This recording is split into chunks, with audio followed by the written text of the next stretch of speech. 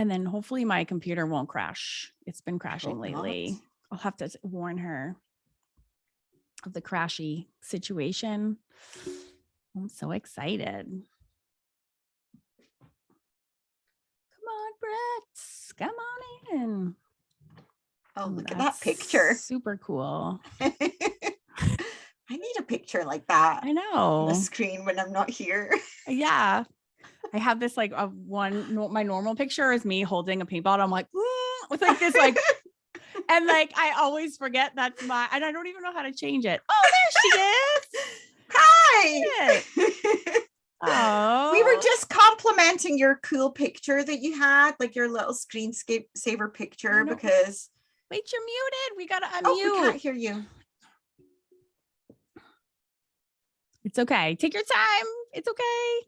Just there's a little microphone icon and usually on your lower left. Are you on your phone? I'm not as good as phones. I guess tap your screen. There's a little icon of a microphone. Take all the time you need. I'm gonna pause. I never do this stuff ever, so you're so fine. I'm used to everyone not knowing, so I'm like, part of my job is just like walking through Zoom features. So you're so fine. Can you see us or can you see yourself? What are you looking at? Just make sure you're not like looking into the abyss. I can't see you both at the same time.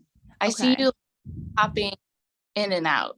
And okay, so you've got the view where you can click on there's like up in the top part of the screen. There should be something that says view on it. Yeah, and you can choose to have either the gallery, I think it's called, where you see all three of us at once, or just the person who's talking.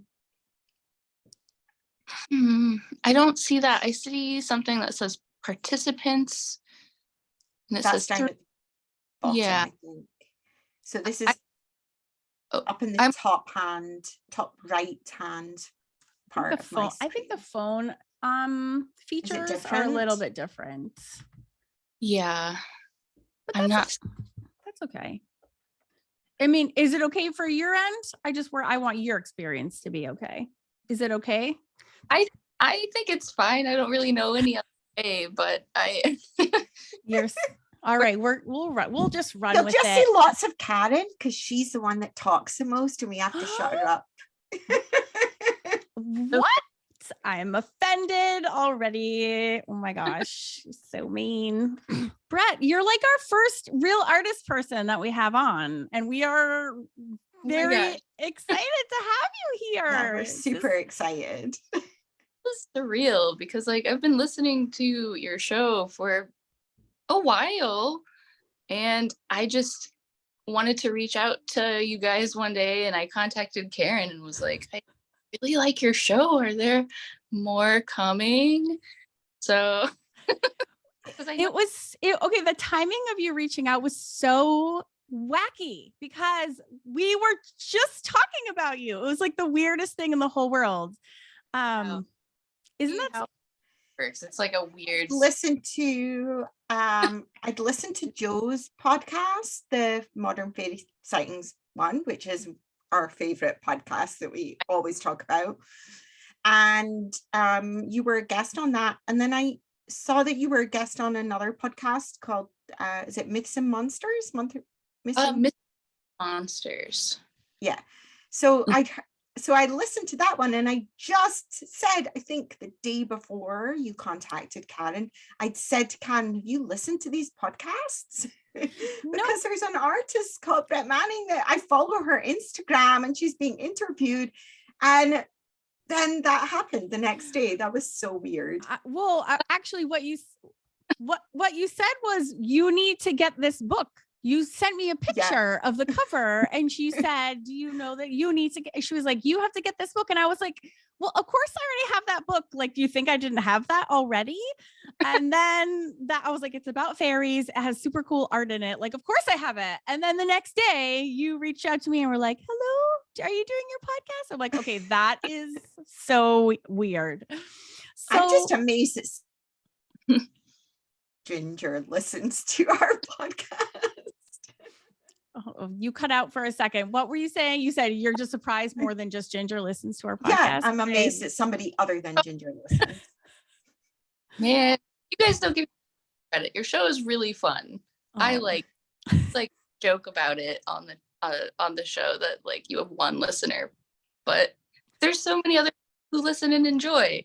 So Oh my gosh. Well, I am literally shocked, genuinely, but we're glad that you found us because we found you too. So it was obviously meant to be. And we're really excited to talk about fairies and art, which are literally our favorite two things to talk about. And we never have anyone to talk about art with except each other. So this is like a super cool, day for us. Actually, I lied though. We do have we kind of are heads of this whole nerdy community of people who love art and fairies. So this podcast episode is actually dedicated to our Celtic Collective members because they really do love art and they really do love fantasy the way that we all do. So if it's okay, we would like to deviate from your other podcast interviews and actually ask you some art questions today. That's the stuff that I actually, well, hopefully will be able to answer. The other stuff is fun to talk about, but at the same time, I don't really know what I'm talking about because it's all just like imagination and mythology and I don't know. Yeah, Nobody yeah. Really that, so. Right. It is all very fantasy for sure. And although it's so much fun because we don't really all know, we can just say all sorts of stupid things. Okay. Where do you want to start, Lucy? You had some questions. I was just gonna start by asking you to explain what your book was about for the people that are listening that haven't seen it yet. Yes. And I have to admit that Karen's got a copy, but I haven't because I looked on your Etsy and the shipping was super expensive. Okay. So fun that what it costs for the book is £1.5, so it's heavy and just that it has upped the price to the cost of the book itself. So I was gonna wait until the next time Karen comes over and just get her to bring a copy over for me because she's coming to Scotland in June. So yeah, I can do that. Well, and also if you guys are watching on YouTube, I'm holding up a copy of it so you can see if you like to watch. And I'll definitely be posting it on my Karen Campbell artist page. But Brett, you have a huge Instagram account. So also we can go see pictures there. Your Instagram is what again? It is just my name, Brett Manning Art. Perfect. Pretty. So explain to our listeners about your book, Brett. Okay. It is amazing. Get back on track. It is a book filled with over 300 illustrations I've worked on since about 2016. So it's a very art heavy book, which focuses mostly on fairies and folklore, but also there are cryptids and other mythological creatures and beings in it. There's a few short stories that I wrote. I would not consider it to be any source of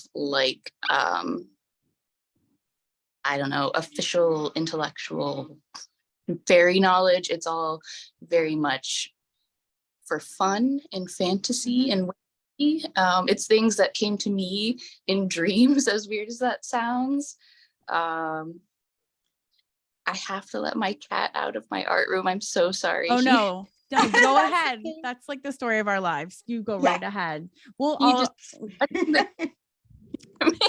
distracting. Go for it. Fine. I know. It's if we know anything, it's about like pee breaks and like animal breaks. It's like look at the cool art wall behind. I know she has a very cool art wall. I'm looking at your cool carved chair as well.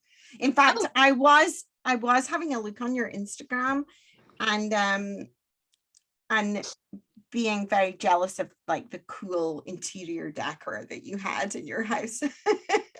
That's something that me and my husband Frank just really, really enjoy doing. What we did for Christmas this past year, instead of giving each other presents, we redecorated several of our downstairs spaces just to like make it cozy. And when we moved into this house, there was so much stuff in it that didn't belong to us and people left it behind.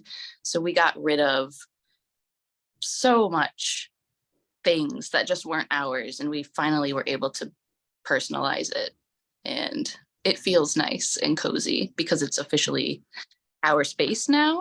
Right. I love that. I love your orange couch. Orange is my favorite Oh. color. So all my blankets in my bedroom, which are right behind me, are all orange. So I was like, oh my God, I love our orange couch so much. Yeah. And you're wearing your orange cardigan are so cute too. I have a really quick question about your husband, because when I was listening to the other podcasts that you were a guest on, I was thinking my husband in this part of my life, like the fairy, like ghost loving part, like he thinks is absolutely like bananas, and that's where he just like shuts off and he's like, my wife's a crazy person. Does your husband embrace that weird part of you? Love it, or does he think that you're crazy like my husband thinks that I'm crazy? He definitely doesn't think I'm crazy. I'm sorry. Just mine. No, he enjoys it. He's definitely not as far in it as much as I am.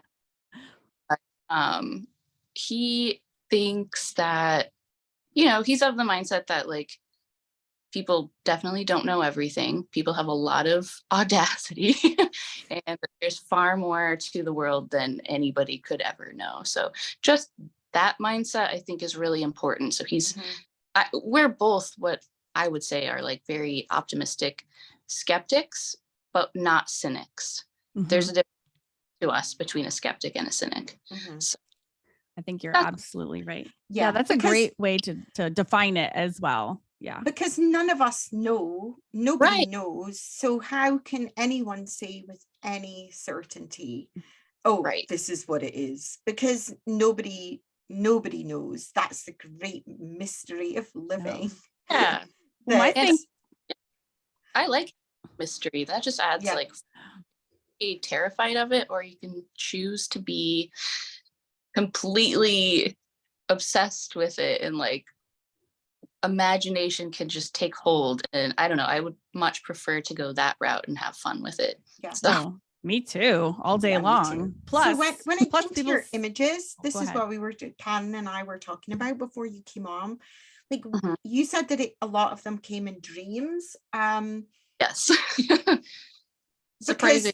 Yeah, we were just because we have lots of fairy books. I don't know if you have these ones, but the Encyclopedia of Fairies by Catherine Briggs. And I've got another one here, which is the Encyclopedia by someone called Carol Rose. Have you got this one? I do. Oh my gosh. Sitting right. A lot of those books, they maybe describe visually with words visually what certain creatures look like. I've never actually sat down and cross-reference the different books to see whether the images are the same by each author, but did some of that influence your artwork, or did you get your image of a certain creature from just completely your own imagination? So yes to both of those. I'm actually fairly new to being part of like the fairy world. It was never something that was my obsession, but I listened to podcasts. I work from home. So I remember years ago, it was like so long ago when we first moved to the house we live in now, I heard a show about somebody, I believe in Ireland or possibly even like an Appalachian area, but they were describing what they saw as a fairy, but it was so not what most people envision a fairy to be like. And just from that point, I was like, this is an amazing world that I want to like jump into and just learn everything I can about. And so from then on, I started listening to every show I could find about fairies. And then I started obsessively collecting books and so it was mostly from listening to people's encounters, to be honest. Describing, that's where a lot of my inspiration comes from. But because I think I was in that world, I was like opening myself up to the world of fairies, and I feel like they were like working through me in a way where they would show themselves. These images would show up in my dreams of like these entities, and I would wake up and immediately sketch down what I saw, and then the next morning draw that. And a lot of the classical fairies, the ones that people know by name, like the banshee and the boggart, a lot of those guys are what came to me in dreams. And then I started seeing images of what other people considered them to look like, and they match up very surprisingly. So that kind of blew. Yeah, that's what Jo talks a lot about on her podcast, where she gets people talk about their encounters or their experiences, and then when they describe the creature that they've seen, it matches up to somebody else's description that person's got no contact with them beforehand. Right. And it's like, that's always what makes me think there must be something in this, if like more than one person is seeing something that's super similar to each other, and especially across countries, or even across time, somebody describing something in the 1700s or the 1800s, and then somebody in the present, having not read that text, describing something that is super similar. Yeah. And I don't know I can't possibly explain that, but it's real, and that seems to happen all the time. So that's in itself just totally fascinating. And there's got to be something to that. Yeah, I totally agree. And this is what I always say to my husband, who's such like who makes fun of me, and I'm like, dude, like people across worlds, cultures, and times are like seeing things like every single day. Like there has to be something to it. There has to be. You know what I'm saying? Like you can't have all these millions of people be wrong, right? So like I think it's fun to grasp onto that. And it's very arrogant to think that just because we're human, where that's it, we know everything, when we know that there's so much we don't know, So I mean, they're discovering underwater creatures that have never been discovered before, like all the time. New things are discovered constantly. So they accept those things immediately as soon as like somebody prestigious tells them that, oh yes, this exists, then they're like totally fine with it. But they lack the imagination to think that these other things even have a possibility of being real in some kind of way, whether it's like in some other realm of imagination. Like I think just your mind itself is another world. And so I don't know if they're not willing to even just like consider for the smallest amount that these are possible. And I don't know. Totally. I know. It's just I just think it's, stupid Zoom with its muting thing. I know it's really annoying. I know. What was the last thing you said? It cut out, so we couldn't hear you. Can you hear me now? Yeah, I think it's just Zoom. It's annoying. I don't know. I was just saying, like, even with all of the imagination that I'm able to have, not going to force that on anybody ever, because I think that's also very inappropriate. So, well, we love it. We love all your imaginations. I was thumbing through it like in detail. I had to wait for an hour for my son yesterday. So he's takes archery. So I was like going through all of your pictures, and I was amazed at some of the pages. Like here's one, I'll hold it up. I'll describe it for listeners, but like you have some of these where they are, this is page. It's not on that page. Is that Maggie making noise? No, that's not my dog. Is that your dog, Brett's dog? It's okay. We've all got dogs. We all have It's dogs. okay. So you're good. So this fairy funeral picture. So this is a full page spread, which looks wow. like okay. And if to How long did describe it take you this- to draw that? Well, let me just describe it for those who can't see it, because most people are going to be listening. Our two people will be listening. So there's a fairy in the center who's winking with a little naughty, like mischievous facial expression, lying on his side with plants around on a mushroom, surrounded by 1, 2, 3, 4, 5, 6, 7, 8, 9, 10, 11.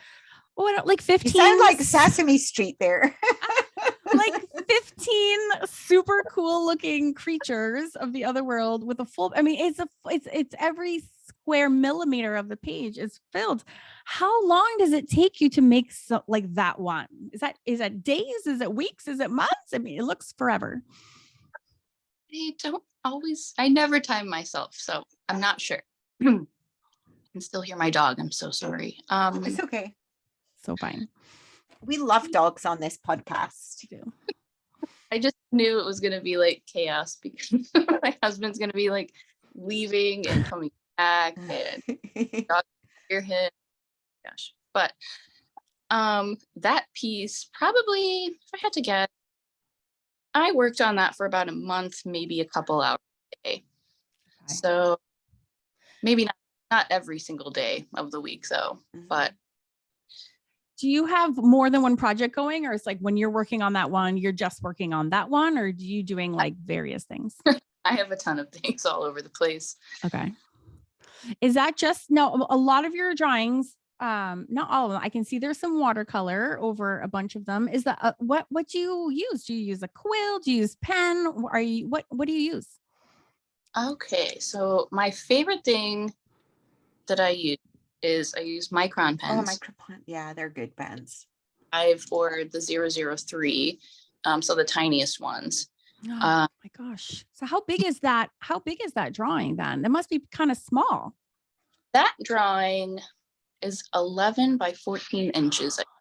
Stop it right now. Wow. That is a lot. I am so mesmerized by the amount of detail in these. Yeah. It's just incredible.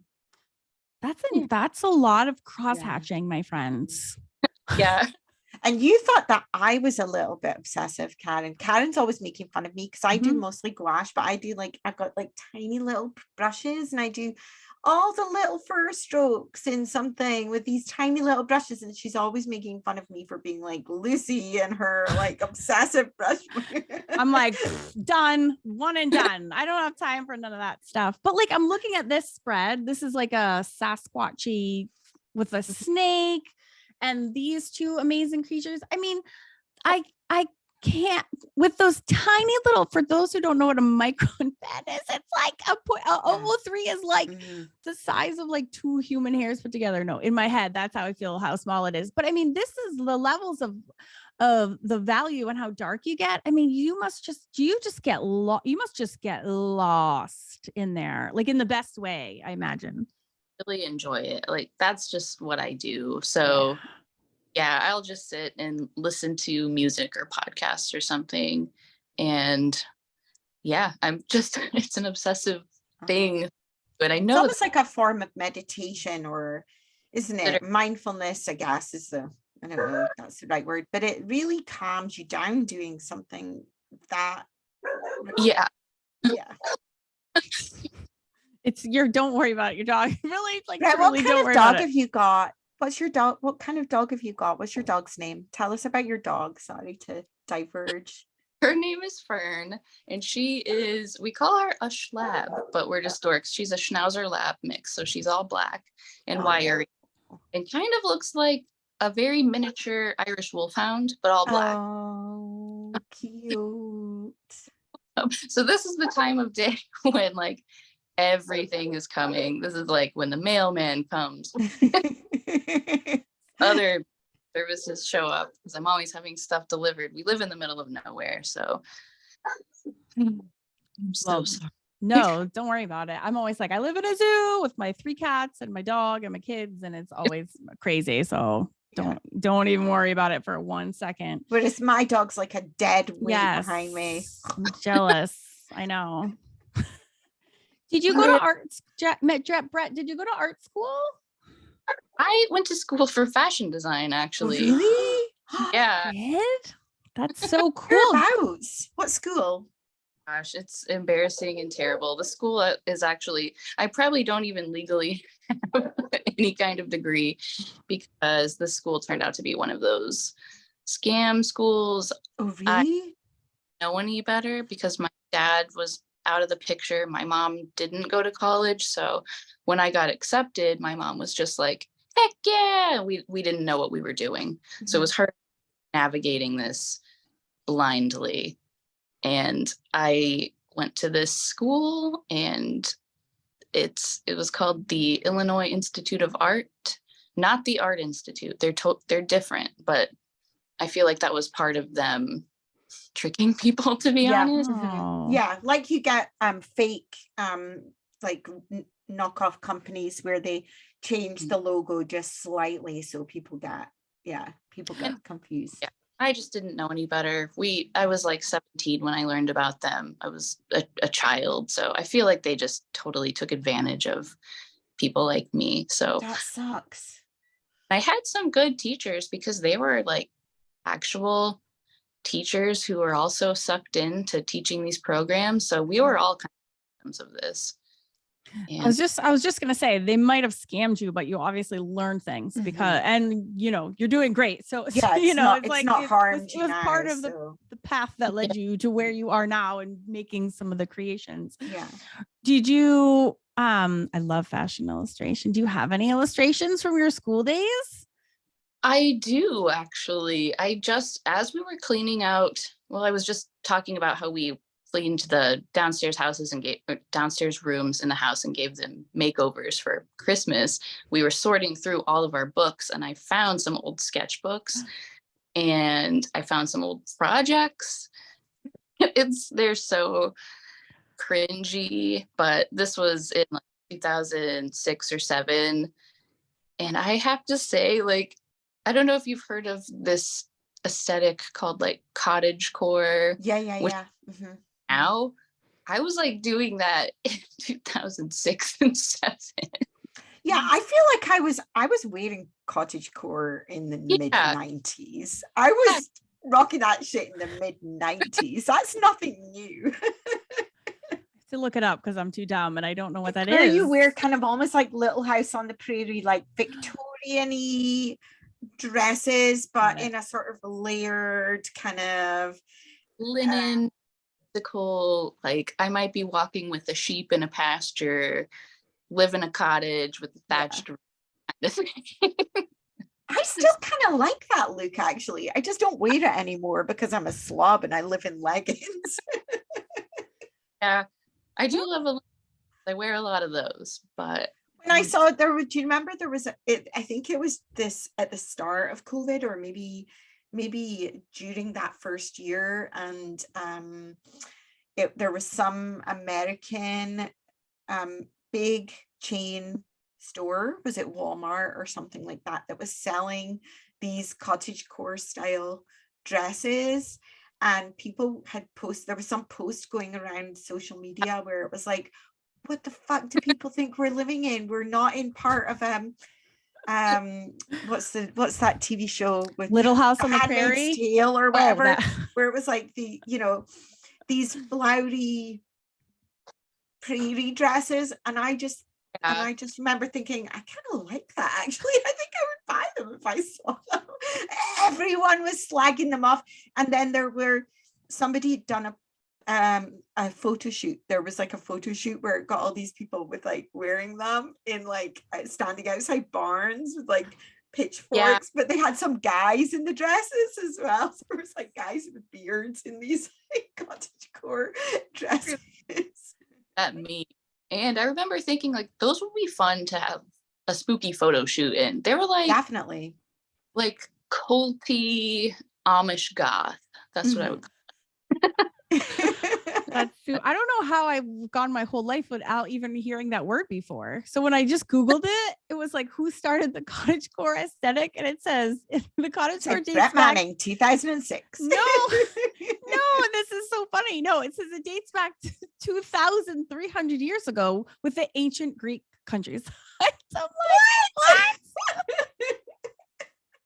So it might just be the oldest style in the They had flowery world. dresses. What? That is so random. Oh my gosh. How did I never heard of that before? That's so weird. I feel like it was there was definitely, Not I don't know if it was like this in the United States, but definitely in the UK in the early 90s, like maybe I'm showing my age, but like 91, 92, there was that kind of Nirvana grunge aesthetic of flowery dresses and big boots. And Yeah, that was 90s. That's what I lived in. Flowery, like Laura Ashley dresses and big Dr. Martin boots. That's cottagecore, kind of. It's like an early cottagecore. I still rock that times. I love my dog. I know. But yeah, it was just really popular there for, I think it was after I kind of got off Tumblr. Tumblr became a nightmare, but for a while it was like, that was all you would see on there in, I don't know, 2010-ish. I feel like that's maybe when the comeback started. I don't know. But yeah. So what got you into drawing fairies then? Because you said that that's not been a really old thing for you. Like what direction was your art in before that? So I've always been drawing creatures and animals. It was very, very much into just the natural world, always. Very much into cryptids and mythology. That's been with me since like I was super young. I can't truly even tell you. Probably watching like shows like Unsolved Mysteries and things like that. Yeah. Creepy shows, movies and stuff definitely got me into it very young. But yeah, I guess to go briefly back on the fashion design thing, I only went there because I wanted to like make weird clothes because I liked mythology aspect, doomy kind of things. But yeah, that was not what that school focused on. It was more like ready to wear. Did you want to do when I was in school, I really wanted to do fashion. I didn't apply to do fashion, but for a while I really wanted to do it. And what I wanted to do was costumes for weird historical or fantasy shows or theater, like that it was that aspect of fashion that really interested me, the kind of costume design for, like yeah, like costume design for either historical things or fantasy, like weird kind of fantasy movies where they've got like strange costumes. I find that absolutely fascinating. Yeah, that's kind of what I liked too. And I mean, I loved illustrating. That was also why I went there. I just really loved illustrating, and I'm self-taught as like drawing wise, and in fact school didn't even offer any kind of life drawing or any class. So like all what I've learned by myself. But I did learn how to construct a pattern in a way. So if I really did want to make like a crazy costume for myself, I feel like I could do it. But I hate sewing. I'm really just a conceptual person. I would love to, and I still do enjoy drawing, like just looks, I guess, if that makes sense. Yeah. No, and if you have any like within arm's reach that you wanted to show us, we would look at those. See them. Because I love a fashion. I love a fashion illustration. You don't know pressure, but if you wanted to reach across the room and grab something, we could talk amongst ourselves for a minute. Okay, I'll go get something. And so it's not going to be exciting and elaborate though, because like I was saying, the school did not want us doing these zany conceptual art pieces. It was definitely like, what can be sewn the fastest in a factory? So like, that's what you're gonna hear. And We I don't still like want it. to see it. I know. I think it's just neat to compare what you have to do, what you had to do for school, and what you love to do now, which is what we get to see in your books, you know, if that makes sense. So it's actually a neat comparison. Oh, look at that. Oh, this is so cool. This was my collection. Cool. Oh, this is what I was saying. Like, it's kind of cottagecore. Yeah. I like her hair. I love that. I love that so cool. much. And it's boring because like we have to talk about line strategy, price range, planning and retail style. Where would the product be sold? What are the demographics? So there's a lot of that going on. And then my favorite part was looking at the inspiration pictures. And my school did not have a color printer, so it's all in black and white. But things I'm still into. There's the fawns, and there's like interesting little like slippers like you can wear, cups of tea, lounging in a comfy bed. God, I just want to stare at your front sketch all day long. I know. That's so I love cool. looking at people's sketchbooks and inspiration and thinking where they get their inspiration from. Did it at least like learning to draw the croquis and everything? Was that like helpful in some ways? Look at those cute drawings. These are like the flats, the yeah. But so jealous. Drawing the figures, they're called, I haven't heard the word croquis in years, but yeah, that's what it is. Is that what it's called, Karen? Mm-hmm. The full figure, like with on the like a 9 heads like fashion figure that you learn to draw, and that then you draw the clothes on top. Okay, here's this. This might be hard to see, but it was a 5-piece collection. Oh my God. That is cool. So cool. I love those. It. So that was one of my, probably, this was not my final, but this was like the one that came before my very final project where I had to actually create the clothes. Oh my God. That is so cool. I'm so glad I bugged you to get that because that's very cool. I'm sorry. Well, and I think it's neat. Well, first of all, they're neat on their own, but I think it's cool to, you know, compare them to what you like, where you ended up going with that. The whole thing is, yeah, it is. That's very, very cool. You can kind of see like the same kind of pen and ink style. I found very, very small and detailed like that. So that was something that I did retain in my work while at school. So, okay, gotta get up and let this cat back in the room. Do it. We're not going anywhere, so do whatever you got to do. I have to ask about. Should I talk about that funny thing? I was gonna inappropriate thing. I was gonna bring up.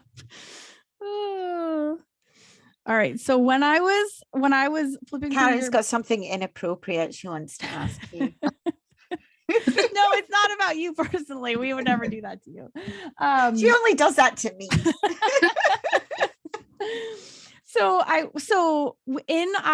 We run this art club that we call the Celtic Collective, where we draw like all this fun stuff.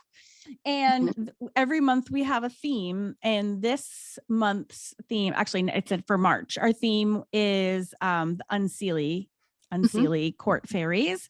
And so I was like delighting in your book when I was reading it last night, because you have a lot of little nasty Unseelie characters in your book. And so one of the I loved this illustration so much. And so oh my goodness. So to describe to everyone, this is like it's almost like a floating head of a girl with a furry body, but a neck that squiggles and wiggles. It's almost like in a loose floating knot, and then it ends up with 2 feet on the ground. And I was like, that is, first of all, amazing, whatever that is. And I said, well, what is that? And I read, and one thing I love about your book that I didn't appreciate when I was first like just flipping through it like quickly was that when I was just like first picked it up, like just flipping through the pages, I didn't quite comprehend that you had literally drawn like every single like fairy cryptid. I mean, it really is like your own. Oh my God, your squishy cat is amazing. Oh my God, orange with the your sofa. sweater. Yeah, on your sofa. But you really have. Your book is really like a whole encyclopedia of cool supernatural creatures. So in this one, I was like, what is that thing? So it was like, and on each page, you have like a collection that you've drawn. And then there's like a little key, which is like what all of them are, A through J. So this is I, which is Dangus. The dear sweet Dangus is a fairy sworn to guard the gates to the Unseeli's kingdom. And I was like, perfect. Like we're doing Unseelie in March with the Celtic Collective. They can grow and shrink in size depending on the threat. There are ancient tales of a Dangus so immense that it could hold the entire world in the palm of their hand. So I'm reading that, and then I'm looking at your illustration, and then I like put on my like podcast hat where I have to like, I'm like, ooh, I'm gonna like do more research on the Dangus. So I'm like sitting here at my son's archery, and I go to Google, and I'm like, Sounds like a rude word to me, yeah, actually. so I'm like, what's a Dangus? And this is what I read. A Dangus is meat between your buns. Dangus means many things. Examples of the Dangus is penis, dong, Johnson, throbbing erection. And I was literally like laughing out loud because I'm like, wait a second. How did we go from like Unseelie court to throbbing erection? And then I'm looking at this thing. Now I'm super confused. So where did you get the research for that? Oh, I know of all the things that I look up from your book, that's the one that I look up, but I was laughing so hard. And I wanted to know where you found out about the Dangus and the Unseelie court Dangus, not the penis Dangus. So, full disclosure, those pages are purely just like my imagination coming up with these weird, bizarre creatures. The Dangus is just like, we have one cat, Nigel, and we call him Baby Dingus or Baby Dangus because he doesn't make the wisest decisions. So it's like a doofus. Got it. I call my dog a dingbat because he's exactly the same. Okay. Walked into a lamppost yesterday because he wasn't looking where he was going. No. Oh my God. Okay. I like to think of like fairies being extremely humorous. Like, yes, the Unseelie are super evil, but they're also going to have like this absolutely chaotic, ridiculous side to them. So I feel like that was a huge part in why I called that one that name. So it's just like my own. I love it. I love it. I love it so much. And I just was like laughing so hard, knowing we were going to come on the podcast today and being like, of course, that's the one that like, I like land on of all the things in your book. Like, Karen, you've got a beacon. You've got a radar for finding the inappropriate thing. It's so weird. But you also, to give you way more credit than you're giving yourself right now, you do have a lot of creatures that are well-known fae creatures and that you do describe them that are. So I think it's a cool mix of your imagination mixed with obviously real fairies. What's your favorite fae creature? Either your favorite one that you've drawn or your favorite one in concept? That is so hard. Is that an awkward question? Like if someone said to me, what's your is. favorite band? I'd be like, I can't think of any all of a sudden. Look at this one. Sorry, I'm just obsessed with a few of your pages. I guess one that I always fall back on just as like almost like a sort of spirit guide in a way. It's like the Green Man figure or like the opening or like that could be different like iterations too. Like the horned god, Cernunnos, these different almost like deer-headed, man-bodied, antlered, covered in foliage. Like that's big, like an archetype that I'm really drawn to. So maybe cool. Yeah, and those ones are beautiful in image wise as well. This kind of the notion of them, like Yeah. I always love paintings of the Green Man figure. And I'm not sure why I'm so drawn to it. I've had weird dreams though, where this like deer man has come out of the woods and he's like just this gentle forest entity guardian. And I feel like I don't know what it means, but I always like those dreams. So I don't know. I need to dream some better dreams. I'm not dreaming of anything cool. You're not drinking the right whatsoever. stuff, Karen. I definitely need to switch up my beverages for sure. I'm so jealous. I want to dream of cool, gentle deer men. I had a dream about you this morning. That's amazing. I know will I just tell you we're diverging for 2 seconds. So we were in a big house. It wasn't a castle, but it was a big house. And for some reason we were like housemates. We were sharing. Yeah, we were. Of course. And Miso was there. And you had your cats, and I was like, you can't let your cats in the same room as Miso, who's my dog, by the way, who loves to chase a cat because he's a greyhound. So he's like cats and him. And so we were trying to separate Miso and your cats. And then we walked through to the kitchen, and then suddenly we looked through, and it was like a huge, big posh. It was like a big, posh mansiony house for some reason. I like it. And then we looked back through, and there was like a living room full of people, and we were like, where the fuck did all these people come from? Why are they in our house? And then we're like, well, I suppose our house is big enough to have all these people. And then you picked up this cup from the side of the sink that was full of paintbrushes, and you were like, yeah, but they fucked my paintbrushes up. Are you serious? That is the most random dream, but I also could see that happening weirdly. Are you sure? It sounds like one of our retreats, but like gone wrong. That is super funny. And then you were like, it's okay because there's another room upstairs that nobody knows about, so let's go up there and leave all these people. Then I woke up. That's super funny. That's so random. And funny. Okay, I have a question for Brett. That's gonna bring us back down. That was me. No, that was hilarious. I like it was a short aside. Normally our asides are like 12 minutes. That was like one. I'm very proud of you. Only 12? Yeah, like 2 hours. Yeah, pretty much. Brett, what are some artists who do you love? What artists do you follow either now or like, you know, they could be dead artists that you like their work. Doesn't have to be now That's artists. A brilliant question. Who do you love? Oh, this one's also hard because there's so many. I know. It's all right. Pick top 3. Top 3. Dead or alive. I'll do top 3 who are alive. And I really like an artist. I don't know what their actual name is, but they go by Sin Eater.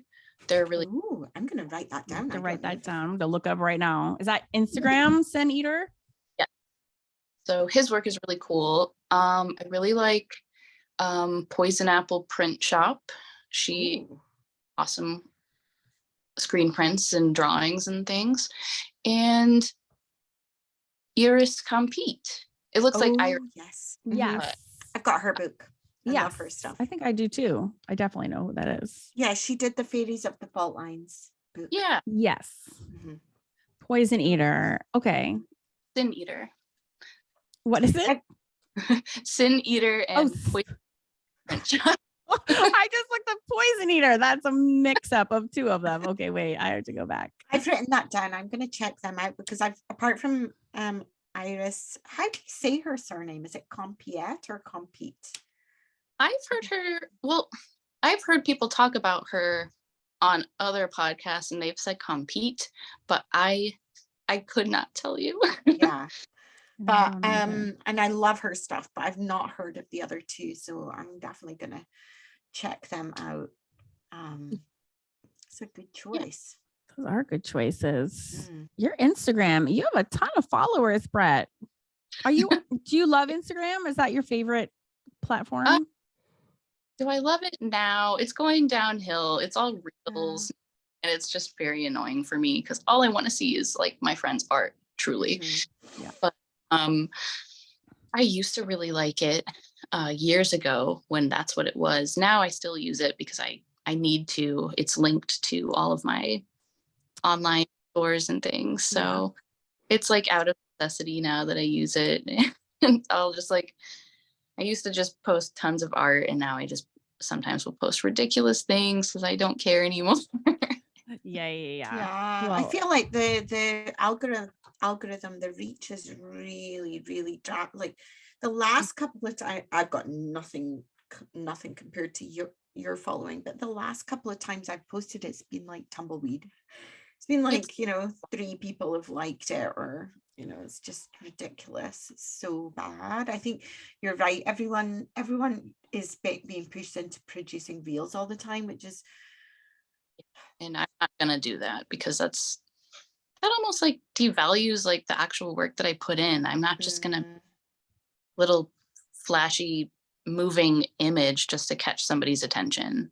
So Instagram stresses me out. That's why we closed our one Scot one too. I was like, this is just becoming like a job and a chore. And I was like, you know what? This is just pure fun for us. And we want to keep it as fun as possible, which means like not feeling like we were obligated to post something for someone else. And by the way, if my computer crashes, just stay right where you are and I'll jump on from my laptop. It likes to do that on Zoom a lot. So it might just flicker and I'm like, oh boy, here we go. So just don't move in case that happens. But I just clicked on your link tree in your Instagram, and I just have to say that I love all of the things that you stand for and are promoting. I'm so down with I really am down with your values and all the things that you are promoting. I heard think you it's really mention cool. on I think it was the Myths and Monsters podcast I was listening to, that you have a store now, like a physical store. I was just gonna ask that. Yep. Tell us about it. Interesting adventure. I always kind of thought it would be fun to have a physical brick and mortar shop, but it was never something I was actively ever trying to do. It was just like an idea, like that would be so fun. I would make it look like this. I don't know. But then it turned out during like the very start of COVID, some of my friends, they bought this giant old building that was in so much need of all these updates, but they got it done. They built out all of these spaces. It's big enough to have multiple decent sized shop spaces. It's almost like an art studio. It could be that, but people use it for their shops. So they asked me if I wanted to rent one from them. And honestly, for the price they're asking, it was like, I could just use this as like, if I didn't want to have this open to the public and that's all I was paying, like why would I not do this right now? So we decided to, me and my husband, just we both work there now together. It's a small shop and we have very limited hours, but it's just kind of exactly the amount of time we need so we don't go insane and start hating our job. It's kind of perfect. So far it's been doing pretty well. And January was rough, but January is rough for everybody. January is always a slow month for sales. And but before that, and we're already starting to pick back up, it's kind of starting to feel like spring is on the horizon and people are excited. So it's definitely like picking back up after the Christmas lull. So what's your store called? It's called The Lantern. I know that. So what does your husband make? So do you guys like literally drive to work together and then come back home together? Yeah. Well, firstly, because I've never had a driver's license. I don't drive. I'm afraid. But also when I lived in Chicago, there is no need for me to drive. Yeah. So like what I'm saying, when I moved directly up to go to that school, I just did not have, I moved to Chicago. So I walked everywhere and I never got a driver's license. It wasn't necessary. Yeah. And so I'm just at that point still where like now I'm kind of just afraid to drive. Oh, don't be afraid to drive. Well, I drive and I'm still afraid to drive. I know. I just hear stories all the time, and I like it's a mental block that like I know it's not necessarily a good block because I should be able to go and do things, but I'm also like I love staying home and working, so so far it hasn't really been a hindrance. What state do you live in? I live in Indiana. I'm originally from Illinois. I don't know anything about our neighbors across the street moved from Indiana. I'm like, that's like one part of the country I've never been. I've done like the whole East Coast, the whole West Coast. And I've like skipped I can't over. even think where Indiana is like in relation to top, anything else. Top middle. No, it's right north. It's right under, and so like the Great Lakes are up there. Indiana. Is it near Ohio? It's right next to Ohio. Oh, I should have known that. I went to college in Ohio. That's so cool. What does your husband do? I didn't actually leave the town that I was in college in. Like yes, you did. You hitchhiked the entire freaking United States of America. Well, yeah, but I didn't like go around like near. You just went everywhere but near is where you went. Yeah. You saw the whole thing. You goof. Looking now, I can see where it is. I needed like a physical picture. What does your husband do? Is he creative also? He is more of a musician. He's in several bands, and he just works at the shop. Oh my God. You guys are so cool. We're like, yeah, I saw on your, not that I haven't been like stalking you or anything. I just needed to check you all out before we were interviewing. I had a really good look on your Etsy because you had loads of stuff that I wanted to buy. And I saw that you sold like candles and stuff that you make. You had like clothing and candles and all kinds of cool stuff on top of your art. It must take a lot of time to do all of that. You make all that stuff too? Yeah. What else do you sell at your store? Okay, so a lot of things. My store doesn't consist of just my things. Mm-hmm. So I have a ton of my things, which are prints, candles, clothes. I do like roll-on perfumes and things like that. Screen printed things like patches, and I have some pins. But my store has those same things other than candles. I only sell my candles at the store, but I'll have like other art prints from people. It's a lot of people that I actually know in real life or from the internet as like an art friend or something. So I like to try to keep it as handmade as possible. And if people ask questions about it, I want to be able to say like, oh, that's made by blah, blah, blah. They live here. They're really cool. So I want to be able to have like that additional information to share about all the stuff. But yeah, there's like soaps and things, kind of just like some fun self-care stuff, some other more quote unquote witchy things like crystals and oracle and tarot decks and stuff. Incense. I want to go to your store. I think Karen and I would spend a lot. I feel like we should have a field trip to Indiana. What do you think? We could go. That's so fun. As long as you do the driving. I'll do all the driving. Yeah, like close enough to, we're about 2-hour drive from Chicago. So it'd be like, just fly to Chicago and rent a car and go. So like, I don't want to be the reason why anybody comes to Indiana alone, but like we're in a really good place where we are right in the middle of Chicago and Indianapolis. So it's like people are driving through, and that's it doesn't inconvenience anybody. Yeah. Road trip. I know, Lucy, when are you coming over? We have a lot of cities that we need to get to. I know. We need to go to Savannah. We need to go to Salem. I want to go to Louisiana. What's it called? We need to go to Baton Rouge. We need to go see Brett Lantern Shop. We have a lot to do. Do you have any big plans on the horizon? Like another book, or you just, I know after I birth books, I'm like done. I'm out for like a while. And then like 6 months later, I'll be like, here's another book. But like, how long ago was this one published? Like Is it So quite recent? it's self-published, so I know people sometimes make fun of people who self-publish, Oh, but no. I've self-published all 20 of my books. I'm all about it. So and it lends a lot of freedom and yes, it does.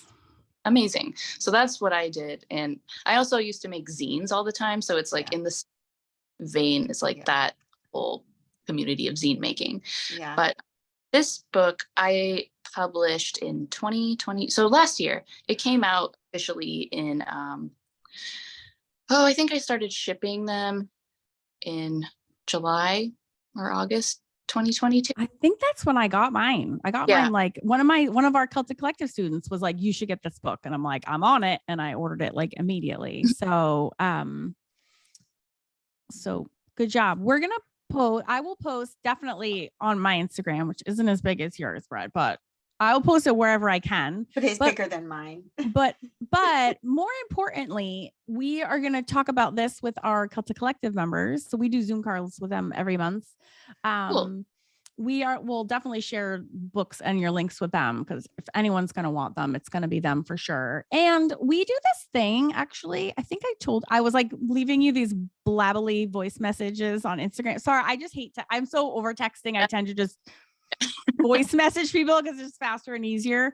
I don't always have like 80,000 things going on at once. And we on lots of occasions, because Lucy and I love to do this, but our students really love it too, is that we do like artist deep dives where we like, we study their work. We like buy their books and stare at their pictures. And we're like, how did they make this? And we try to like recreate some of the magic that they've created. Then usually we go like a step further, and we're like, this is how you then could like get inspiration from that person and then make your own style that's like not,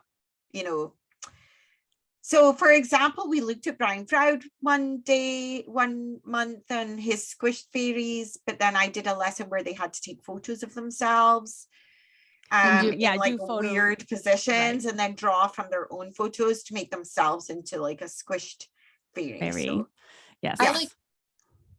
Would you be okay if we did a deep dive on Brett Manning one month? If you want to, I don't mind.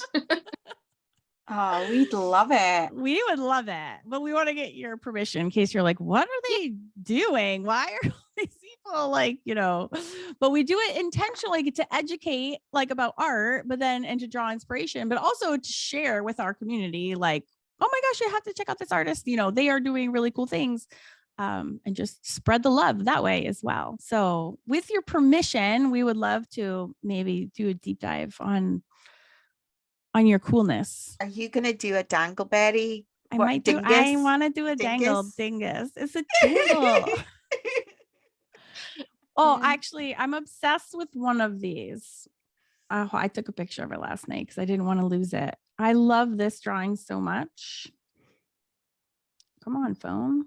I could open your book, but it'll be faster. Oh, this one. This one is so cool. The corner creeper. Oh, yeah. Oh my God, this dude is so cool. That one terrifies me. It terrifies me too. Would you be okay if I tried to draw it? I have no patience for all the bajillions of lines, so I would not be probably using that technique, but I feel like I need to access some of the magic. But he's so creepy. Just that whole lean. Like, did that come from did you see an image of someone else doing a lean like that?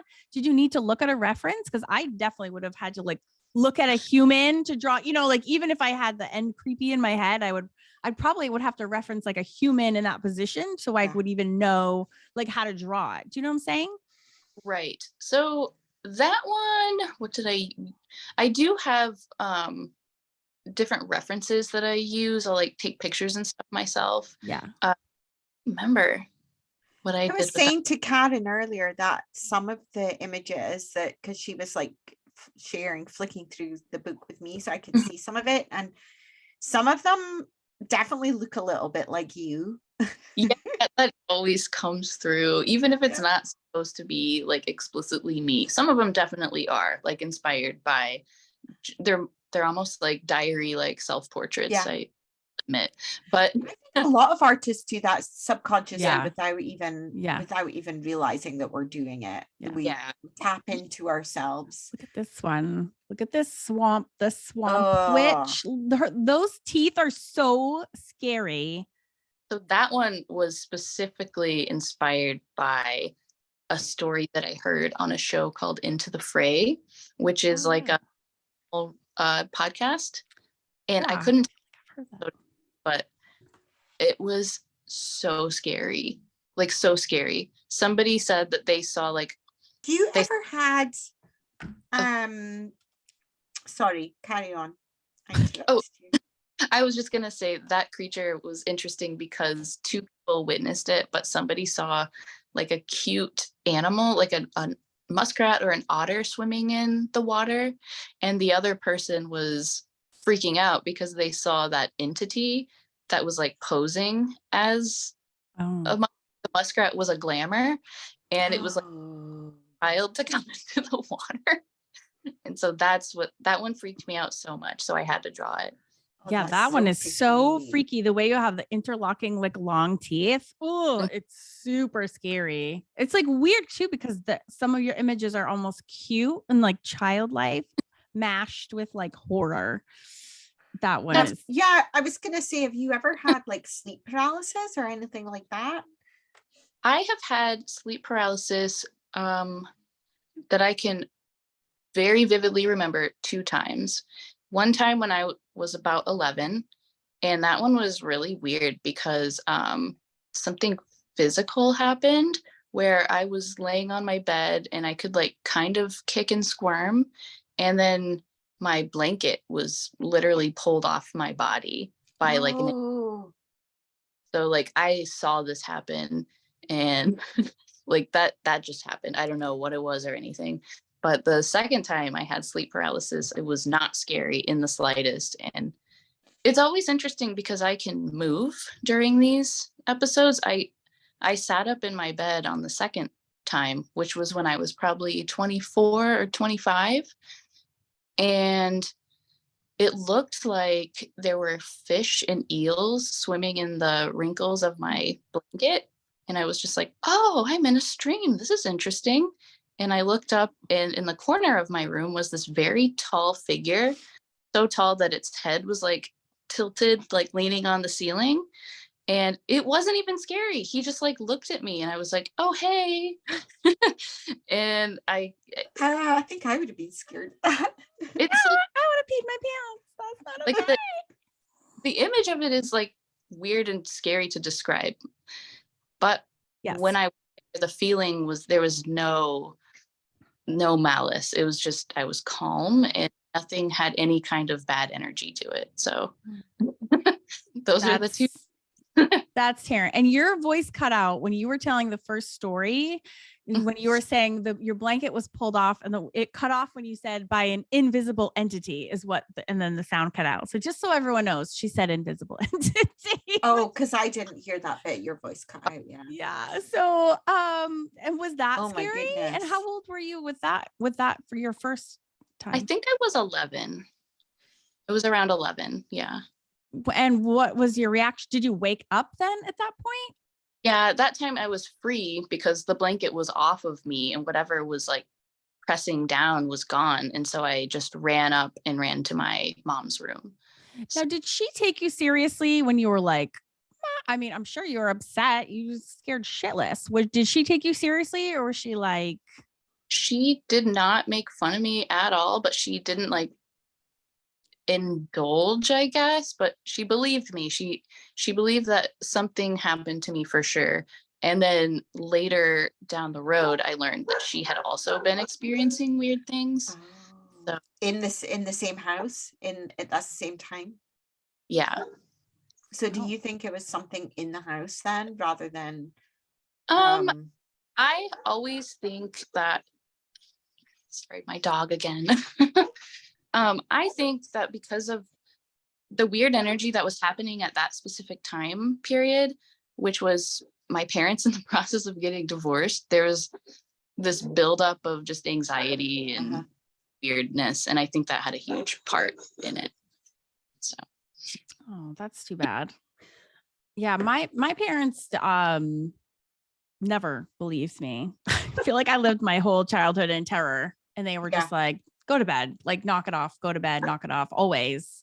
And and then I was always scared as a parent that my kids were going to be scared of something. So but they never were. I was like, why was I in terror my entire I know. childhood? I'm the same, Karen. They didn't care about anything.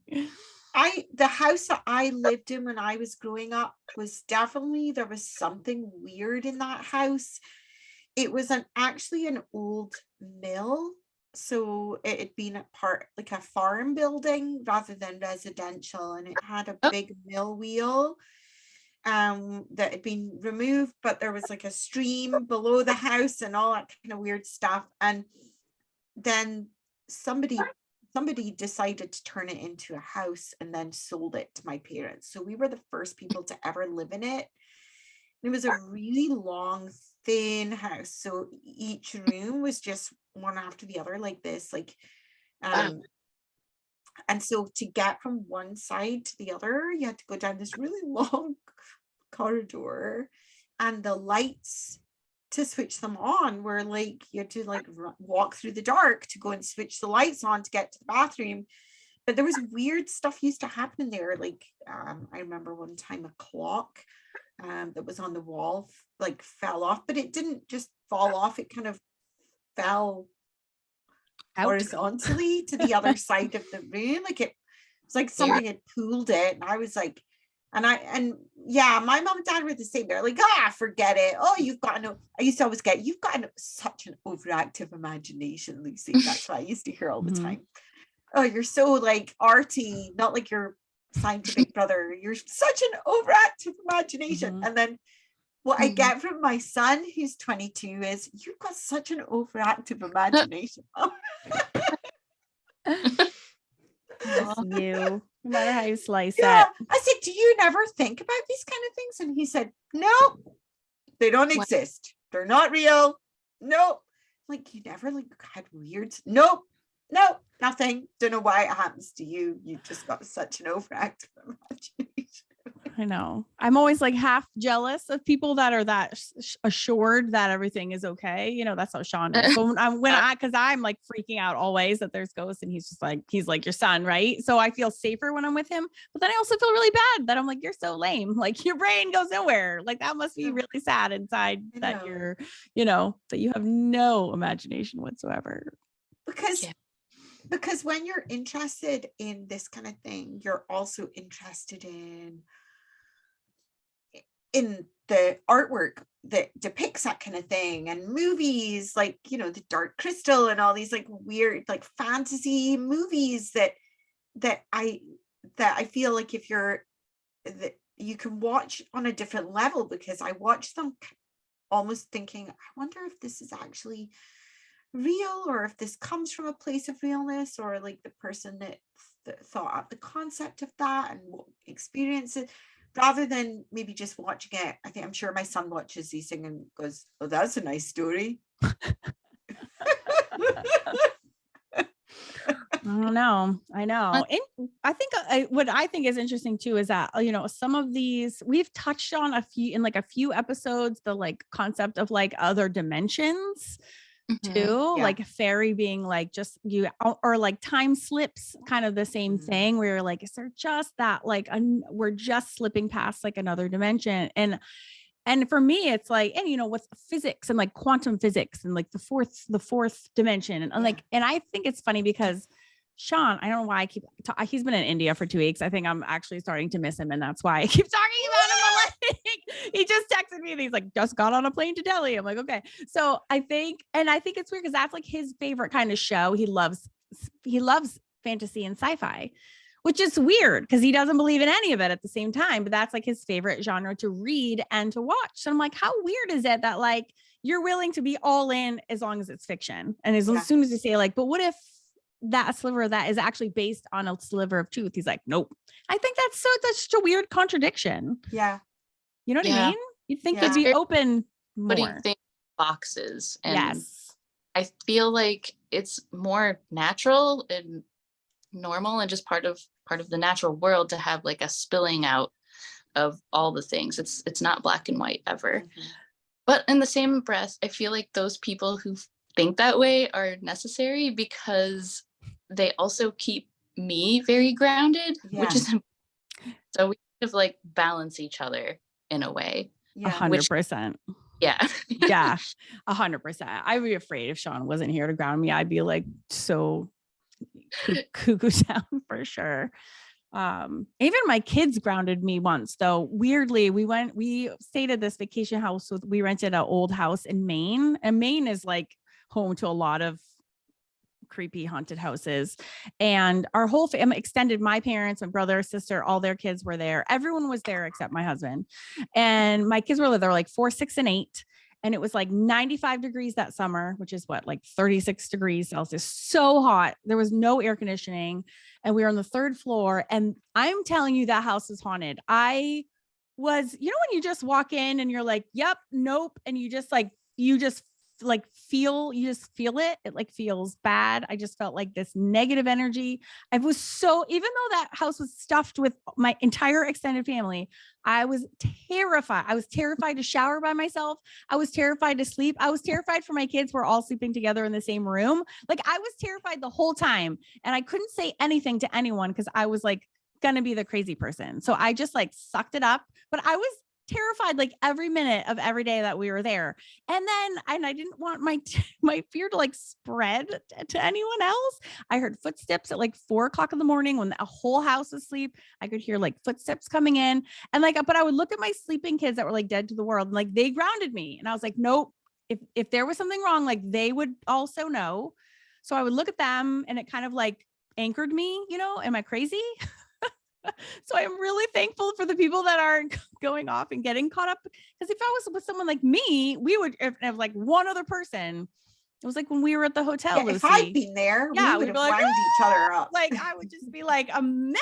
Like I would just skyrocket. So I do put great emphasis on these people that just don't feel anything. I'm like, thank God. That's where dogs are quite good, because I always feel like if my dog starts looking around the place, then maybe there is something. But if my dog is like dead to the world with his legs in the air, which is his usual position, then there's no ghosts in my house. Like 100%.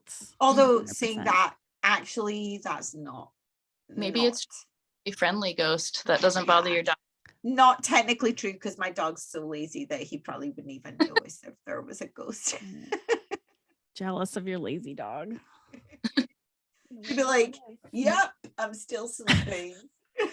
I don't care what you're doing. Don't interrupt my sleep. Brett, does your dog sleep on its back ever? No, she's never done that. She's like with the legs straight out to the side, just like, or sometimes she'll curl up and like, she's not a small dog, but she can curl it up into this ball shape that's just like, it's so cute. It looks like how a cat bundles itself up into a ball and sleeps. So we'll just see like this little black circle, and she's just like completely, oh my God. I don't know, a little ball of love. And don't you live on a farm? Well, it is a farm, but it's not a working farm. So we have like, we're surrounded by fields and stuff, and we have a woods in the front of our house. And I feel like maybe the last time it was used as a working farm was probably in the 60s, maybe a little earlier than that. So I know cows used to live here. The barn that we have, it's converted now. Like actually that's where Frank has a recording studio. Oh, so awesome. It's pretty cool. But that used to be where the cows lived. Oh my gosh, that's so funny. Have you ever had any strange occurrences at your house? Yes, but not scary. So there's been a couple things to happen, and I do think that there's like some kind of haunting here, or like, I sound crazy, but maybe some kind of portal where things can come and go. I don't really know. Tell us more. Tell us more. You can't just slide back. You can't just Can't eat the word portal out and chuck that word out. Like, anyways, I gotta run. Gotta go through my portal. We're gonna circle right back to that immediately. Sorry, what? I I've heard something once. I heard somebody say hello to me. It was like in an old timey radio voice. I was just putting a record on the player and I heard a man's voice, very friendly, just say hello. And it was not Frank. He was not even home. But that's really like the biggest thing that's happened here.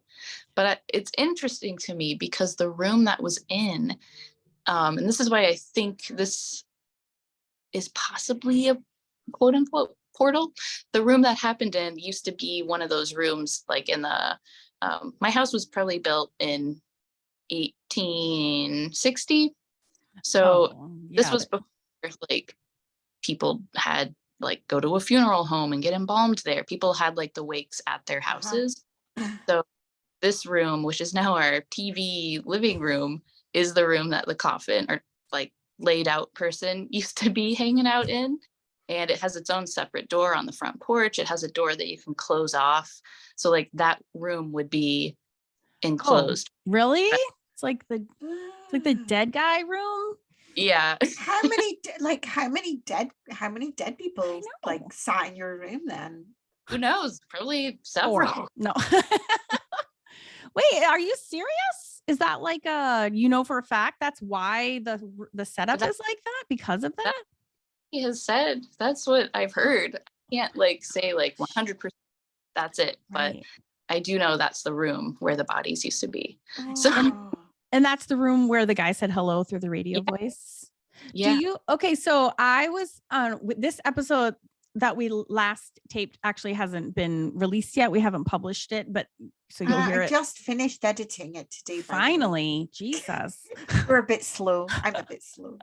Just kidding. But in that story, because Ginger is on it, and I heard a voice say my name at this place that we were in Charleston. And Ginger was basically like, no, you can't like hear voices. You can't hear ghosts. Only I can hear ghosts in my head.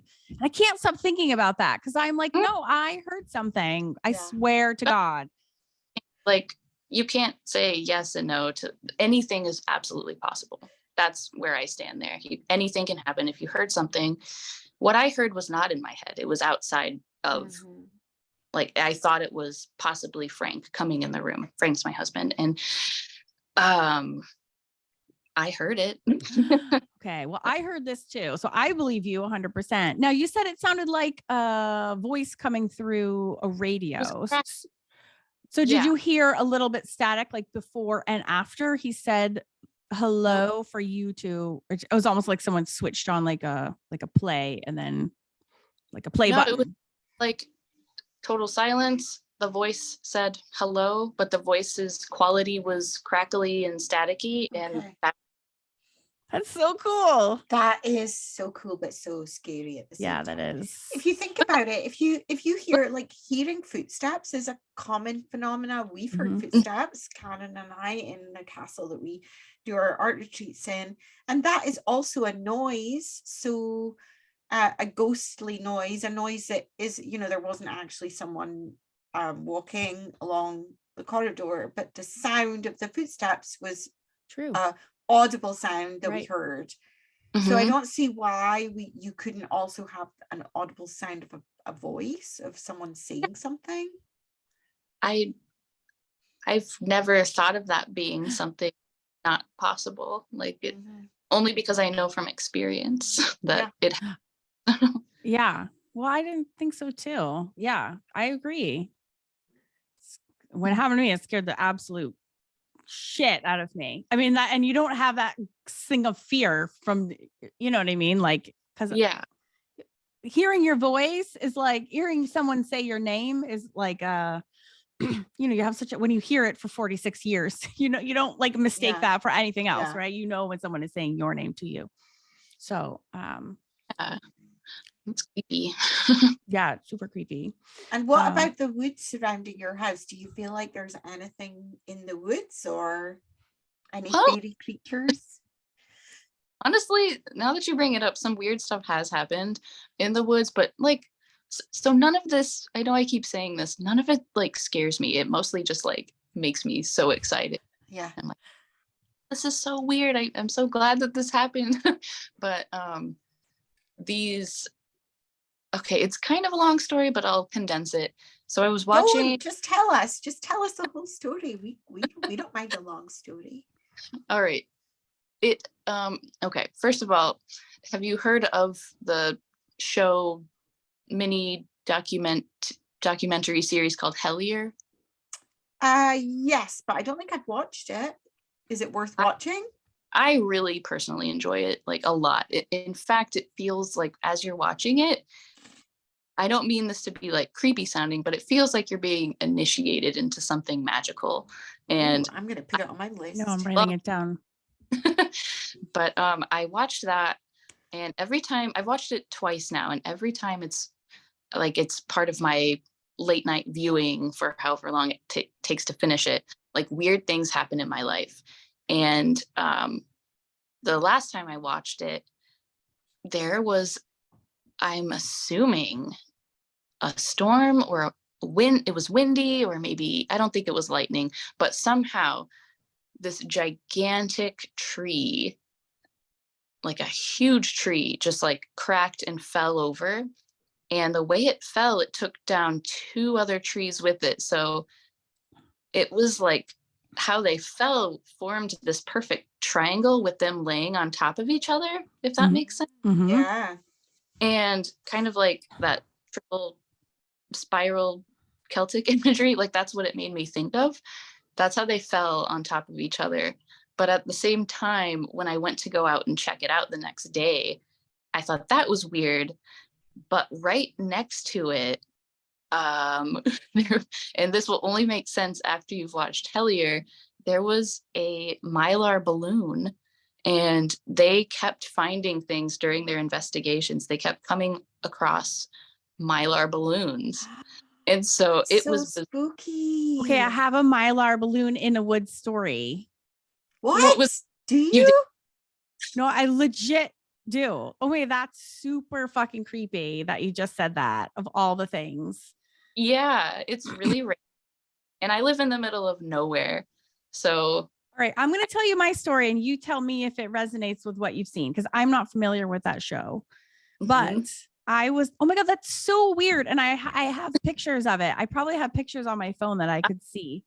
I've got it. Oh my God, show me. See it? Oh, you actually grabbed it, like the literal balloon. So I took it. Oh my God. Well, this one I didn't take. So this is super creepy. So I walked my dog. This was 2020 when I was walking like 89,000 miles a day for like my sanity. And then I think I had either just gotten met. Anyways, it was around 2020. And I was walking, and there are not a lot of woods where I am. There is in where I live. I back up next to a nature park, but I usually walk where all the sidewalks go, which is into the neighborhood, super developed suburbia, blah, blah, blah. So houses everywhere, houses, everything's clear cut. And then there's just houses. So sad.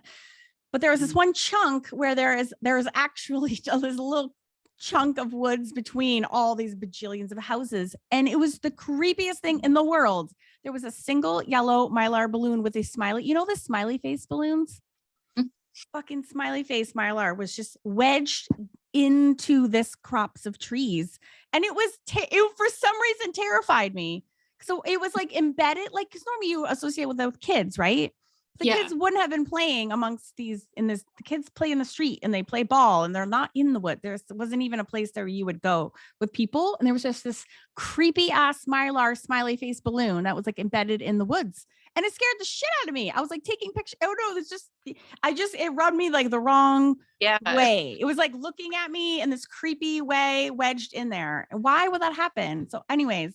Can I just ask, is Mylar balloon those like big foil ones that are not made of the stretchy, but they're more like a foil? They're foil and they usually have helium in there, so they're floating. So this was this like creepy floating. I remember I showed my kids. I like literally drove them like, look how creepy that, like, why is there a Mylar balloon there? It was the creepiest thing. So weird. Why is that? Does that have any relation to because it was a Mylar balloon in the woods? It was like, what does that mean? How does that relate to the show? I don't know. It's just, so what they focus on in this show Hellier a lot of is just magical synchronicities. And so weird. Just is more of that. That's super weird, Brett. Yeah, that Even is the fact that like how you contacted me right after we were talking know. about you, like that's weird, right? I know it Yeah. is. That's really weird. Oh my gosh. I feel a bit left out that I've not found a mylar balloon in the No. woods. I shouldn't say that actually, because the next time I go in the woods, if I see one, I'm gonna freak the fuck out. No, I mean, this caught me so off guard. The fact that I was like snapping, I was like obsessed with this balloon because it was just so odd. And it just was, you know how clowns are creepy? You're like a Oh. clown on the surface is like, It has like, energy though to it. It's like yeah, that weird gesture chaos energy that that's I- that's Fairies with- how, yeah, that's how this hit me. It was like, it should have been like, this is a child's balloon. And I just was like, nope, that fucking balloon is freaking me. Super freaking me out. So weird that you just mentioned that. All right. I need to watch that show. So you said, is that one? Is it like is the documentary? It's not a series. It's like a single. I feel like the first season is maybe 6 or 8 episodes, and then the second is maybe 12-ish. And there's only 2 seasons right now, but I do know that they are working on season 3. So is it on Netflix? What's it on? I'm gonna watch that after I'm finished watching Dark, because that's what I'm watching at the moment. That's what Sean and I have been watching. So good. It's so good. So much reading, but it's so good.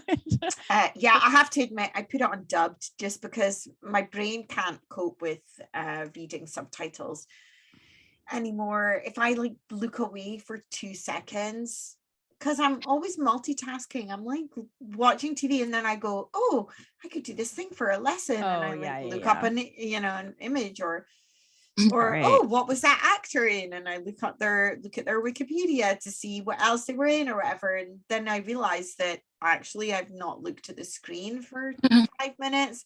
So if it's subtitles and not dubbed, then I've lost the thread of what happens completely. So I had to put it on dubbed. I like that I have to read because I'm like that. So I'm like, nope, you got to all your eyeballs. Like our kids walk in the room and we're like, we have to pause it. Cause I'm like, I can't even be like, yes, for 1 second. Cause it's so fast and it's in German. And so I kind of like that focuses my attention on the reading. It's so good though. Have you seen it, Brett? No, it's called Dark. It's called Dark, and it's all about this like time travel, about this time slip in a cave. In this town where like kids go missing, but they actually end up in a different time. And not saying anymore. I'm gonna write this down. Yeah. Like season 1. I'm just kidding. I'm not saying anymore. Yeah. I've just started season 3 and I'm just it's so good. Yeah. We have Sean went to India. I think we're like halfway through. We haven't finished it. We're gonna get back and not remember anything. There's like a bajillion characters. It's really good. It's really good. Cool. That is a good one. All right. Well, I screenshotted Hellier so I wouldn't forget. I'm gonna find that picture of that creepy ass balloon and bring it back up because I was like so weird. Well, should we wrap it? This was like the most I was gonna say, if you got any more questions. Yeah. I know. All right. So that was the first time we actually talked over each other the whole time. We were so good, Karen. It's really hard, actually. The whole time, like, don't talk, don't say anything, stop talking, don't talk. we have talking issues. Brett, it was so nice to have you on. I'm so glad that you reached out to us. Like, how funny. I still can't believe that you listened to our show, actually. And we are very honored. Now you're like our 6th listener, I guess. That's like, yes, it's spreading. It's great. I love the show. I really do. Yeah, we really need to get properly back in the swing of it. It's kind of slipped lately because we've just been so busy, but we were actually talking about that the other day. Like, we miss doing all the, like, I've got shit tons of fairy books on the shelf. And I miss actually sitting down and thinking, right, I'm going to speak about this one today and doing some research. And I love it. I love it. I love it. And then we record, and then I'm totally mortified that we said all the things that we say. And then I hate it. And then I listen and I'm like, I love it so much. And then I like repeat the cycle. It's like horrible, weird. But I really do love it. It's so silly. And I just feel like we need more like just hang out, have a drink with your bestie, whatever, like just hangout time. So, and then we get to meet cool people like you. Like we really are like meeting the coolest people. And I love that we can have guests on too, because I love Lucy, but whatever. She gets old after a while. Someone has to put Karen in check with her talking. It's the perfect duo. It's great. Oh, well, I just ask super quick that Yeah. like if you're listening, you won't see this, so you have to go on YouTube and have a look. But or maybe I take a photo. The wall behind you. Yeah. Is that all your artwork? Is so cool. Oh, this is a lot of things that I just personally have collected. I can be a very obsessive person, and when I love art, so of course I'm gonna like buy the prints that I want. I don't know. I almost have a problem. I have a ton of art prints and fairy books. I have a whole bookshelf dedicated to my fairy books, but that's what that is. All these books are all Yeah. all Over fairy here. books. So I know we're like kindred spirits in so many ways. It's so great.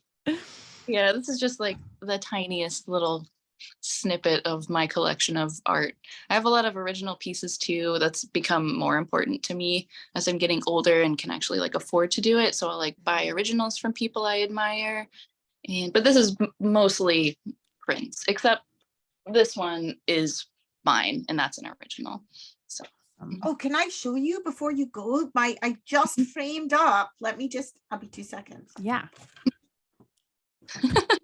It's so fun. We could go on for 100 years. That's why we always we should probably quit while we're ahead, because otherwise we'll suck you in our void for like our whole lives. Oh, okay. Had fun. Just speaking about originals, Mm-hmm. I bought this last year and I only just got a frame for it. Have you heard of Julia Jeffrey? Stone Maiden art. She's got tarot cards. Look how cool this is. Yes. I didn't know the name, but I've heard of Stone Maiden art. That's awesome. Yeah, it's unbelievable. Friggin' cool. I can't wait to hang it somewhere. It needed a really big frame, and it took me a whole year to get around to buying a frame for it. Yep. That's amazing. Love it. Yeah. Like, so every so often whenever she does paintings, she does quite a few concept sketches before she does her actual painting. And I think this is for her new tarot. She's got a new tarot that she's in the middle of working on right now. She's Scottish like me, so I've met her in person years ago at a festival, and then every so often she'll have a sale on her Facebook where she sells off the pencil sketches or the charcoal sketches that she's done to figure out her paintings, and she sells them within reach of my budget because her paintings are obviously a lot more expensive because and so I snagged one of her pencil sketches in her sale last year, and I just love it. I've already got like another 4 of her pictures. Yeah, I love pencil sketches, and I love that the quality of it. So like to me, that's still an artwork in itself, even if exactly. Oh my god, 100%. I mean, look at the amount of work that I is can't involved even in this. I can't even like take it. It's crazy. It's amazing. It is amazing. I can't remember what she called it, but I feel like she drew the kayak there. She's that's what I see. That's what I see immediately. It's got a different name, but I definitely feel like she's drawn the kayak. That screams at me when I see that. Totally. Yeah, and all the more part of the pencil sketch. I did Audrey Hepburn yesterday. I think it took me 2 hours, and I looked at it today, and I'm like halfway done. And it's just that was just her hair or whatever. So for a giant picture of that size, like, are you kidding? Oh yeah, I know. Hours and hours of work. I just mind blowing. It's amazing. Well, that's an awesome high to. What's your cat called? He's gonna be here for 4 hours. What's this? I'll be like, I really need to go. I know. Name's Onslow. Oh, that's a very cool name. I know. We need to wrap up. Sorry. Yeah, I'm just joking because I suffer from the same and like not being able to say goodbye infliction. But we do really want to leave on a high, and we would love to have you back sometime and ask you if you have another cool project that you end up doing and want to share. We would love to see and talk about it. We would love that. I mean, honestly, if you guys do, I hear you talk about the art getaway adventures in Scotland. Like, I would so join that. I would love to do that. I've had like I've had to cancel one, and one was canceled because of COVID. So like they were to Scotland and one to Ireland. So like it seems like third time's got to be a charm. Well, we do actually have a spot open. We actually have 5 spots open. I haven't emailed our Celtic Collective club members yet. I did let them know. So we do have a spot in the Lickley Head Castle. Oh, and it's so cool. It's that castle. super cool. And that is if you're free, October 15th to the 22nd. I'm not. October is like my insane month. Well, I'm gonna be probably in Salem. I do stuff in Salem every once in a while for different events and stuff. And that's like the weekend that I'm going to be there. Yeah. October is the one month of time in Salem I don't go. My parents live in Marblehead. Which I to avoid it, but it's crazy. May this year, just because I want to avoid all the insane. But when I go in October, it's because I have to work or do any reason.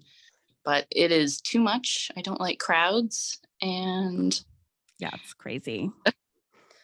I was just there in January and I was like, oh, I like going in January because there's no one else here. And you can actually like walk into the witch house in 2 seconds and turn around and walk out. And it's awesome. When I those signs like around the corner, like down the street, like we're taking pictures at the witch house. I'm just like, why? I know.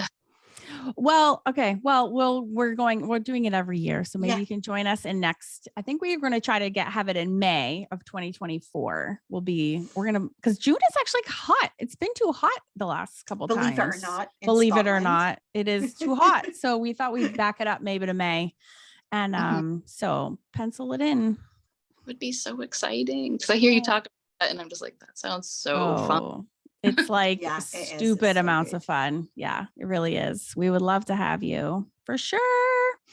Well, thank you so much for your time and sharing your talents with us. People go and have a look at Brett's Instagram. Yes, Brett Manning Etsy. Arts. Yep. What's your Etsy shop called? If you Google, if you type in the search bar my name, Brett Manning, it'll come up. But my shop is actually all one word. Brett is a girl. On Etsy, but you have links to your Etsy shop. People didn't know. I know. I didn't know you were a girl from your name. I didn't. I fully confess. I like surprise people. I know. You did a good job. Well, we wish you the best of luck with Lantern and your cool husband and your cool farmhouse with all your animals and your cool art. And thank you for spending so much time with us today. It was so fun. That. Yeah, this was awesome. This was great. Awesome. Thank you so much. All right. Bye, guys.